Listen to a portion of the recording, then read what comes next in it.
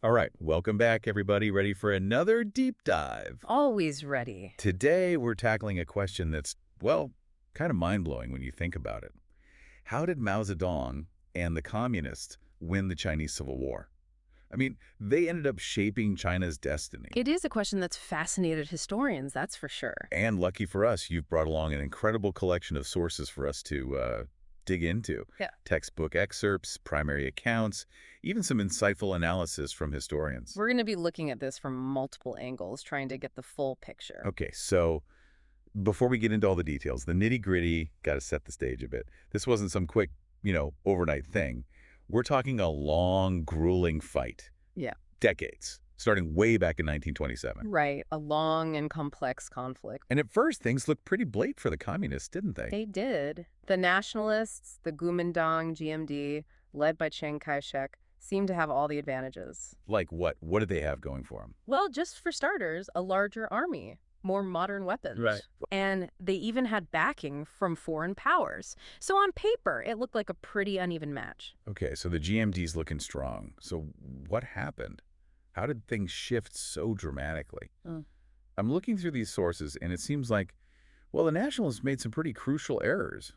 Errors that maybe even helped Mao in the long run. You're absolutely on the right track. They made some serious mistakes that Mao was able to capitalize on. Like what? Give me an example. Well, one of the biggest was the Shanghai Massacre in 1927. Oh, right. Brutal. Chiang was terrified of growing communist influence, and he unleashed a brutal crackdown. Yeah, I was just reading about this. Thousands killed, suspected communists, sympathizers. Exactly. It became known as the White Terror. And that's where things get interesting because our sources, they kind of diverge here. Some argue it was like a necessary evil to stop a rebellion, Right. but others call it, well, a horrific overreach, like completely unjustified. It's a complex issue. But I think what's most fascinating is the unintended consequences. A blowback. Yes, exactly. Chiang thought he was crushing the communists, stamping them out, but instead, what did he do? He fueled their resistance. It's like he accidentally gave them exactly what they needed to rally support. You could say that. It created this wave of resentment against the GMD, Yeah. pushed people towards the communists. It's almost like... Trying to put out a fire with gasoline. Exactly. And that's where Mao's strategic genius comes in, right? I mean, the GMD, they seemed stuck in this like traditional, almost colonial approach to power. Right. But Mao, he looked into China, saw the vast, largely rural population, and he completely changed the game. He understood that to truly win in China, you had to win over the peasants, the farmers. Okay, hold on. Stop right there. I got to say, that's pretty brilliant when you think about it. I'm picturing all these farmers working the land for generations, and suddenly they're hearing these promises of land redistribution, of better treatment from the communists, It must have sounded pretty good, especially compared to... compared to the often corrupt and exploitative landlords. Exactly. And often those landlords, they were the ones siding with the GMD. So it created this clear contrast. So it wasn't just empty promises. No, not at all. The communists, they actually implemented land reform in the areas they controlled, gave land to the peasants, empowered them. Wow. They put their money where their mouth was. Okay, so Mao's playing a long game here, building a grassroots movement from the ground up. And these sources, they also point out that the communists went to great lengths to cultivate a positive image, especially among that rural population. They really did. And this 8 rules of conduct for their soldiers, it keeps coming up. Tell me more about that. Okay, so this was genius, really, both practically and for propaganda. These rules, they mandated things like respect for civilians, honesty in all dealings, fair payment for any goods they took, basically treating people with respect and dignity. What a contrast to the nationalist troops. I mean, Mm. you read accounts of their brutality, their corruption. Yeah, so you can see how this would have made a huge impact on how people saw both sides. Absolutely. And it played right into this image the communists were trying to project. Yeah. Like they were liberators, not oppressors. Exactly. Defenders of the people fighting for a better future. And you can imagine how much that resonated, especially with the population that had been exploited for so long. So we see Mao skillfully taking advantage of those GMD blunders, crafting a powerful narrative. But the nationalists weren't just sitting back, were they? They were actively trying to crush the communists in their base in Jiangxi province. Right. Chiang, he launched 5 encirclement campaigns against the communists, each one bigger, more brutal than the last. And I'm guessing those campaigns were pretty effective in pushing the communists into a corner. Yeah, they really put the pressure on. Which brings us to one of the most legendary events of the entire conflict. The Long March, Exact. 1934. Facing total annihilation, the communists, they had to abandon their base in Jiangxi. A desperate flight for survival. It became known as the Long March, an epic journey, over 6,000 miles through some of the most treacherous terrain in China. Mountains, rivers. I was reading a first-hand account you included.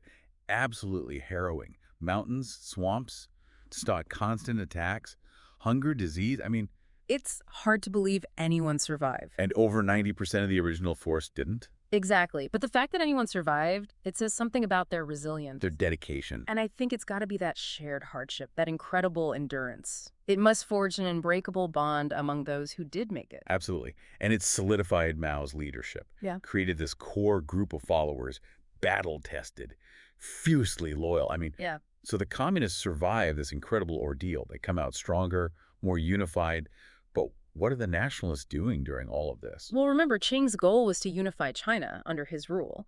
And the communists weren't the only obstacle. He also had powerful warlords to contend with. Right. China was so fragmented at this time. So Qing's attention was divided. He's fighting on multiple fronts. Right. And that's a huge advantage for Mao.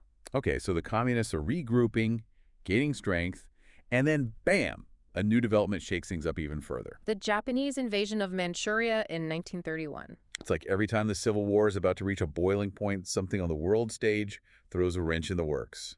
First the White Terror, now this. It's wild, isn't it? And the Japanese invasion, well, this is going to have a huge impact on the balance of power between the communists and the nationalists. Okay, I'm hooked. Yeah. Let's dive into that. What exactly happened and how did it affect the dynamic of the Civil War? So basically, the Japanese invasion forces the communists and the nationalists into an alliance. The Second United Front. Yeah. But this wasn't some love fest, right? This was pure necessity. Exactly. But both sides knew they had to repel the invaders. But, maintaining this alliance. It had to be tough. Yeah, there were a lot of tensions simmering beneath the surface. Okay, so they're fighting a common enemy, but they're still suspicious of each other. Did anyone benefit more from this truce? That's where things get really interesting. The CCP, they come out of this period stronger than they went in. Whoa, really? How so? Well, first of all, they gained valuable military experience, fighting alongside and sometimes against the nationalists. Makes sense, learning by doing. Right. And they also used this time to expand their territory, especially in areas where the nationalists were weak. So they're playing a very strategic game here, consolidating their power while presenting this united front against the Japanese. You got it. And then there's the propaganda value. By fighting the Japanese, the communists, they position themselves as the true patriots, the defenders of China. That's smart. And this really resonated with people, especially those who felt the nationalists weren't doing enough to resist the invaders. So the communists emerged from this period with a stronger military, more territory, and even greater public support. What a turn of events. But I'm sensing that this uneasy alliance, it wasn't going to last forever. You're right. Even as they fought together, the seeds of future conflict were being sown. And this sets the stage for the second phase of the Chinese Civil War. After Japan's defeat, things are going to heat up again. And we've got a lot more to uncover, so. It's crazy how, world events just keep shaking things up. But the truce couldn't last forever. World War II ends in 1945, and the Chinese Civil War, it explodes back onto the scene. Yeah, it's just a matter of time, really. So did the nationalists, did they use that time to, fix some of the issues that were hurting them? Well, that's the thing. Not really. They still had advantages on paper. A larger army, more modern weapons. And I'm reading here, massive support from the United States. Billions of dollars poured into supporting Chiang Kai-shek. Right. The U.S. saw him as this crucial ally, Yeah. a buffer against Soviet influence. But all that money, all that equipment, it couldn't fix the core problems. I mean, the corruption that alienated so many people, it just continued. Exactly. And their economic policies weren't exactly winning over the hearts and minds of everyday Chinese people. So resources, yeah, but not the strategy or the support to use them effectively. What about the communists? How did they approach this renewed conflict? Well, Mao, he was always a pragmatist. He knew he couldn't win a head-to-head conventional fight against the nationalists, not right away. Not yet. So he played it smart, chose his battles carefully. Guerrilla tactics. Exactly. Harass, disrupt the GMD, and all the while focus on consolidating power in key areas, especially up north. It's like they learned from fighting the Japanese. They weren't Mm. just, rebels anymore. They were evolving into a real fighting force A disciplined and experienced army. and learning to fight a modern war. Right. They started incorporating more conventional tactics, and thanks to some help from the Soviets. The Soviet? They were getting better equipment, Yeah. even captured Japanese weaponry. Wow. Okay, so they're stronger, more organized. But what about the people? What was the mood on the ground as the war dragged on? Well, remember those nationalist issues we talked about? The corruption, the brutality? They didn't go away. And the communists, they were still hammering home their message, land reform, social equality. National liberation. And they continue to emphasize those 8 rules of conduct, making sure people knew, hey, we're different. You included some pretty powerful accounts from villagers caught in the middle of it all. It's heartbreaking, but it shows how those different approaches, they played out in real life. It really puts things into perspective. For a lot of people, the choice was clear. The corrupt, often brutal nationalists, or the communists who promised a better future. Right. And the communists were winning the propaganda war, too. They painted this picture of the GMD as, well, out of touch. Corrupt. Yeah, on the wrong side of history. And that message, it resonated, especially in those rural areas. Where the GMD's failures were felt the most. Okay, so the communists are gaining ground, winning hearts and minds, and the nationalists are struggling. Were there any, turning point battles, anything that really sealed the deal? By 1948, the tide had turned. Big time. The communists, calling themselves the People's Liberation Army, the PLA, they were on the offensive. The PLA. And they won a string of major victories that really broke the GMD's hold on power. Anything specific stand out? Well, the capture of Jinzhou in October 1948, super strategic city. This victory, it cut off the nationalist forces in Manchuria, led to the surrender of hundreds of thousands of GMD troops. Oh, wow. It was devastating for the nationalists, a sign that the end was near. So what happened next? Did they just, collapse? Basically, yeah. Dwindling support, mounting losses, a demoralized army. In January 1949, Chiang Kai-shek resigns as president. Wow. He and a lot of his followers, they flee to Taiwan and mainland China. It's under communist control. Right. The end of a decades-long struggle. A struggle that changed the course of history. And on October 1st, 1949, Mao Zedong, he stands atop Tiananmen Square in Beijing and proclaims the establishment of the People's Republic of China. What a moment. The culmination of a long and difficult journey, full of setbacks, of course, but also triumphs. And it led to a radical transformation of Chinese society. It's pretty mind-blowing, really, to think about all the factors that went into Mao's victory. I mean, it wasn't just military strength, it was ideology, strategy. And this uncanny ability to exploit his opponent's weaknesses. Exactly. You hit the nail on the head. This complex mix of internal and external forces all coming together. Mao's adaptability, his understanding of the peasantry, his strategic brilliance. Combined with the nationalists' own missteps. It's like they were almost helping him along. Right. It really does make you think. And the role of foreign powers, too. The U.S. backing the nationalists, the Soviets helping the communists. Did they really tip the scales? It's tempting to see it as this proxy war between the superpowers. But the real battle, it was for the hearts and minds of the Chinese people. And foreign aid? It can provide weapons and money. But it can't buy popular support or fix those deep internal problems. In the end, the decisions made by the Chinese, they determine the outcome. And the choices of the leaders, the successes of the communists, the failures of the nationalists. They had this profound impact on the course of Chinese history. It's amazing to think about, all those decisions, all those mistakes, all those victories, they shaped the China we know today. It's a powerful reminder that history isn't just dates and names. It's about real people making choices. Yeah. Choices that have these huge ripple effects. And looking back at all these sources, it really strikes me that Mao's victory, it wasn't just about military strength or even brilliant tactics. Right. It was about understanding China, understanding what the people wanted, what they needed. He was able to tap into this deep well of discontent, Yeah. And he offered solutions that resonated with millions of people who felt like the system had failed them. Like they've been ignored, exploited. Exactly. And the GMD, they seemed so out of touch. It's like that saying, revolutions don't happen when things are bad, they happen when things are getting better. That's a good one. People start to believe change is possible. and they're not going to put up with the old ways anymore. I love that analogy, and it fits perfectly here. After decades of turmoil, warlordism, foreign intervention, people were desperate for stability, for hope. And Mao, at least initially, he offered that. He did. Of course, we know it wasn't a utopia. There were tragic mistakes, immense challenges, a lot of suffering. Right.